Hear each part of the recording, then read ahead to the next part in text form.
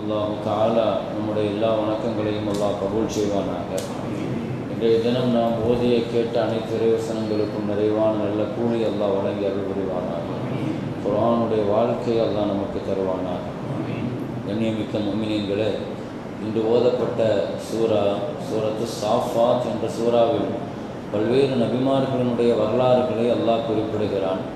நபி மூசா, ஹாரூன் அலைஹிஸ்ஸலாத்து வஸ்ஸலாம் அவர்களுடைய வரலாறு, லூத் நபியினுடைய வரலாறு, யூனுஸ் அலைஹிஸ்ஸலாத்தினுடைய வரலாறு, இப்ராஹிம் அலைஹிஸ்ஸலாம், நூஹ் அலைஹிஸ்ஸலாம், இப்படி நிறைய நபிமார்களுடைய வரலாறுகளை அல்லாஹு தஆலா சொல்லிக் கொண்டு வருகிற பொழுதே ஒவ்வொரு நபியை பற்றி அல்லாஹ் அடையாளப்படுத்தி முடிக்கிற பொழுது அல்லாஹ் ஒரு வார்த்தையை அல்லாஹ் சொல்லுவான், இவர்கள் நம்முடைய அடியார்கள் என்று அல்லாஹு தஆலா சொல்கிறார்.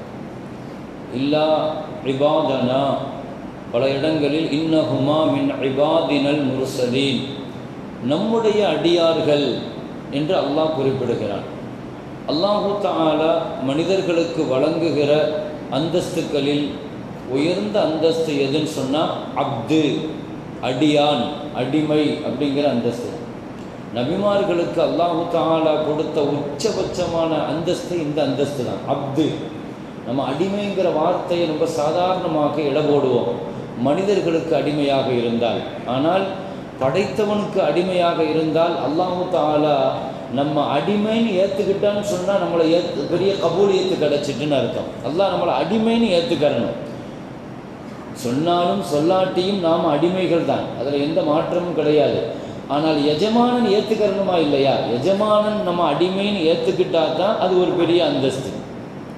நபிகள் நாயகம் ஸல்லல்லாஹு அலைஹி வஸல்லத்திட்ட அல்லாஹு தஆலா கேட்டான், நபியே, நீங்கள் நபி தான், ரசூல் தான், நீங்கள் நபியாகவும் இந்த உலகத்தில் சாதாரணமான அடிமையாகவும் வாழ போகிறீங்களா, இல்லைன்னா நபியாக இருந்து சுலைமான் நபி மாதிரி அரசராக வாழ போகிறீங்களா அப்படிங்கிற ஒரு வார்த்தை அல்லாஹு தஆலா நபிகள் நாயகம் ஸல்லல்லாஹு அலைஹி வஸல்லத்திட்ட கேட்டப்போ ஸல்லல்லாஹு அலைஹி வஸல்லம் சொன்னாங்க என்று நமக்கு சொன்னாங்க, நான் அடிமையாகவே இருக்கிறேன் அப்படின்னு நான் ஏற்றுக்கிட்டேன். நான் நபியாகவும் இருக்கிறேன், அதே மாதிரி ஒரு அடிமையாகவும் நான் இருந்துட்டு போகிறேன், ஒரு பெரிய அரசராக வாழ விரும்பலைன்ட்டாங்க ஸல்லல்லாஹு அலைஹி வஸல்லம். இப்படி அப்துங்கிற வார்த்தை இருக்குது பாருங்க, அஸ்ரா பி அப்திஹி. ரசூல் ஸல்லல்லாஹு அலைஹி வஸல்லத்தினுடைய வாழ்க்கையில் உச்சகட்டமான ஒரு நிலங்கிறது மிஅராஜ் தான். ஆனால் அந்த மிஅராஜுக்கு அழைச்சிட்டு போனதை பற்றி அல்லாஹு தஆலா சொல்லும்போது அஸ்ரா பி அப்திஹி, தன் அடிமையை அழைத்து கொண்டு சென்றான், தன் அடியாரை அழைத்து சென்றான். அப்போ இந்த உலகத்தில் எத்தனையோ பெயர்கள் இருக்குது, பட்டங்கள் இருக்குது. டாக்டர் ஆகிறோம், இன்ஜினியர் ஆகிறோம், நிறைய பட்டங்களை வாங்குகிறோம். ஆனால் எல்லா பட்டங்களுக்கும் மேலாக நம்ம வணக்கசாலியாக இருக்கலாம், ஆலிமா இருக்கலாம், ஆபிதா இருக்கலாம், நிறைய விஷயங்கள் இருக்குது. ஆனால் எல்லாத்தையும் தாண்டி ஒரு உயர்ந்த பட்டம் எது அப்படின்னு சொல்லி சொன்னால், மௌத்துக்கு முன்னால் நான் அல்லாஹுவினுடைய அடியான் அப்படிங்கிற அந்த பட்டத்தை வாங்குறேன். நான் அப்துங்கிற அங்கீகாரம் கிடைக்கணும், நான் அடிமைதாங்கிற அங்கீகாரம் கிடைக்கணும். அல்லாஹு தஆலா முதல்ல அப்துங்கிற அங்கீகாரத்தை கொடுக்குறான், அடிமை. அடுத்து என்ன சொல்லுவான்னா நம்முடைய அடியார் அப்படிமா அல்லாஹு தஆலா, நம்முடைய அடியார். அதை விட சிறந்த அந்தஸ்து குர்ஆனில் பல இடங்கள்ல அல்லாஹு தஆலா நம்முடைய அடியார்கள் என்று சொன்னான்னு சொன்னால் அல்லாஹு தஆலா அந்த அடியானை அல்லாஹ் கபூல் செஞ்சுட்டான்னு அர்த்தம். ஒவ்வொரு மோமினுடைய கடைசி வாழ்க்கை, ஒவ்வொரு மோமினை பிரிகிற பொழுது, அவனுடைய ரூஹ் பிரிகிற பொழுது கடைசியாக அல்லாஹ் இப்படித்தான் கூப்பிடுவான் அப்படின்னு குர்ஆனில் வருது. யா அய்யத்துஹன் நஃப்ஸுல் முத்மஇன்னா, அமைதி பெற்ற ஆத்மாவே, இர்ஜிஇ இலா ரப்பிகி, ஓ ரப்புட்ட நீ திரும்பி வா, ராதியத்தன் மர்தியா, உன் ரப்பை நீ பொருந்தி கொண்ட நிலையில், உன் ரப்பு ஒன்றை பொருந்தி கொண்ட நிலையில் நீ எங்கிட்ட வா என்று அல்லாஹு தஆலா அழைப்பான். ஃபதுகுலி ஃபி இபாதி, என் அடியார்களோடு போய் நீ சேர்ந்து கொள் என்று அல்லாஹு தஆலா சொல்லுவான்.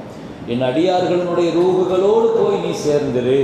அப்போ என் அடியார்களுடைய இந்த வார்த்தையை சொல்லிட்டான்னா அந்த ரூஹு கபூல் ஆகிட்டுன்னு அர்த்தம். யாருக்கு அந்த வார்த்தை சொல்லப்படலையோ அவருடைய வாழ்க்கை அல்லாஹ்ட்ட கபூல் செய்யப்படலைன்னு அர்த்தம். மரணத்தினுடைய நேரத்தில் அல்லாஹ் நல்லடியார்களுக்கு மட்டும்தான் அல்லாஹ் இந்த வார்த்தையை சொல்லுவான். அதில் பாருங்க, கிட்டத்தட்ட 3-4 விஷயங்கள் இருக்குது. அமைதி பெற்ற ஆத்மாவே, அல்லாஹுவை பொருந்திக்கிட்டு வாழணும், அல்லாஹ் உன்னை பொருந்தி கொண்ட நிலையில் வாழணும். இந்த 3ம் கிடைத்தால் மட்டும்தான் 4வதான என் அடியார்கள்ங்கிற அந்தஸ்து அல்லாஹ் தஆலா தருவான். இல்லைன்னா அல்லாஹ் தரமாட்டான். அதுக்கு முன்னால் நம்ம அமைதி பெற்ற ஆத்மாவாக இந்த உலகத்தில் நஃப்ஸ முத்மஇன்னாவாக வாழணும். நஃப்ஸில் பல நஃப்ஸு இருக்குது. நஃப்ஸு அம்மாரா, எப்போவுமே பாவத்தை நினச்சி பாவத்தையே செஞ்சிட்டு இருக்கிற நஃப்ஸு இருக்குது. இன்னொரு நஃப்ஸு இருக்குது, பாவம் செஞ்சால் நம்மளையே பழிக்கிற நஃப்ஸு இருக்குது, நஃப்ஸு லவ்வாமா. இன்னொரு நஃப்ஸு இருக்குது, பாவத்தையும் சொல்லும் நன்மையும் சொல்லும், என்ன செய்ய போகிறேன்னு கேட்கும், இப்படி ஒரு நஃப்ஸு இருக்குது. இதெல்லாம் தாண்டி அடுத்து ஒரு 3 நஃப்ஸு இருக்குது. அந்த நஃப்ஸுக்கு பெயர் தான் நஃப்ஸ முத்துமஇன்னா. நஃப்ஸ முத்துமஇன்னாங்கிற அந்த அந்தஸ்துக்கு வரணும். முதல்ல நஃப்ஸ அம்மாரா, பின்னால் நஃப்ஸ லவ்வாமா, பின்பு நஃப்ஸ முல்ஹிமா. இந்த 3 கேவலமான நஃப்ஸை நம்ம தாண்டிட்டோன்னு சொன்னால் அடுத்து நஃப்ஸ முத்துமஇன்னான்னு ஒரு நஃப்ஸு இருக்குது. அமைதி பெற்ற ஆத்மாவே, இந்த உலகத்தில் அல்லாஹ்வுக்கு பொருத்தமான முறையில் ராதியாங்கிற நஃப்ஸு, மருதியாங்கிற நஃப்ஸு. அதுக்கு பின்னால் 7வது உயர்ந்த படித்தரம் தான் அப்து, என் அடியார்களே. என் அடியார்களோடு போய் சேரும் கண்ணியமிக்க முஃமினீன்களே. எனவே அல்லாஹ் அப்துன்னு பொருந்திக்கிறணும்னா ஒருத்தட்ட 3 விஷயங்கள் கண்டிப்பாக தேவைப்படும். முதலாவது விஷயம், அவர் அமல்களில் இஸ்திகாமத்தாக செய்யணும். எந்த அமலை செஞ்சாலும் அதை இஸ்திகாமத்தாக கண்டினியூவாக செய்யணும். அல்லாஹ் அப்படி இருந்தால் தான் அப்தா ஏற்றுக்கிறோம். இரண்டாவது, அல்லாஹ்வுக்காக மட்டும் செய்யணும், இஹ்லாஸாக செய்யணும். எந்த அமலை செஞ்சாலும் தூய்மையாக ரப்புக்காக மட்டுமே செய்யணும். யாருக்காக, பெயருக்காக, பகட்டுக்காக இல்லாமல் ரப்புக்காக இஹ்லாஸ். ஸல்லல்லாஹு அலைஹி வஸல்லம் முஆஸ் ரலியல்லாஹு யமன் நாட்டுக்கு அனுப்பி வைக்கும்போது சொல்லுவாங்க, முஆஸ் அஹ்லிஸ் தீனக, நீ என்ன அமலை செஞ்சாலும் இஹ்லாஸாக செய், மனுஷனுக்காக காட்டுறதுக்காக நீ செய்யாத.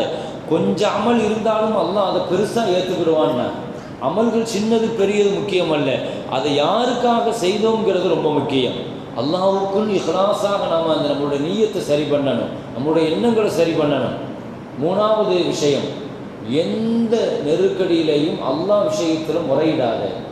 அல்லாஹ் இப்படி செஞ்சிட்டான், அல்லாஹ் எனக்கு இப்படி கஷ்டத்தை தந்துட்டான், அல்லாஹ் இப்படி பண்ணிட்டான், எனக்கு இப்படி ஒரு கஷ்டம் இந்த மாதிரி முறையீடுகளை அடியார்கள்ட்ட போய் நீ சொன்னன்னு சொன்னால் அப்துங்கிற அந்த இடத்த அல்லாஹ் உனக்கு தரமாட்டான்னா. எனவே இந்த 3 விஷயங்கள் தான் அல்லாஹு தஆலா ஒருத்தர அடிமைங்கிறதை ஏற்றுக்கிறதுக்கான அடையாளம் என்று ஹதீஸ் ஷரீஃப்களின் வழியாக பார்க்க முடிகிறது. எல்லாம் வல்ல ரப்புல் ஆலமீன் அப்படிப்பட்ட நல்ல அடியார்களுடைய கூட்டத்தில், அவன் விரும்புகிற ஆபிதீன்களுடைய கூட்டத்தில் அல்லாஹ் நம்மை சேர்த்தருள்வானாக. வாஹிரு தஅவானா அல்ஹம்துலில்லாஹி ரப்பில் ஆலமீன். அஸ்ஸலாமு அலைக்கும் வரஹ்மத்துல்லாஹி வபரகாத்துஹு. اللهم تقبل منا صلاتنا وصيامنا وقيامنا وركوعنا وسجودنا وتضرعنا وتخشعنا، وتمم تقصير أعمالنا وتجاوز عنا سيئاتنا وتوفنا مع الأبرار. وصلى الله وسلم على سيدنا محمد وآله وصحبه أجمعين، والحمد لله رب العالمين. صلى الله على محمد صلى الله عليه وسلم. صلى الله على محمد صلى الله عليه وسلم. صلى الله على محمد يا رب صل عليه وسلم.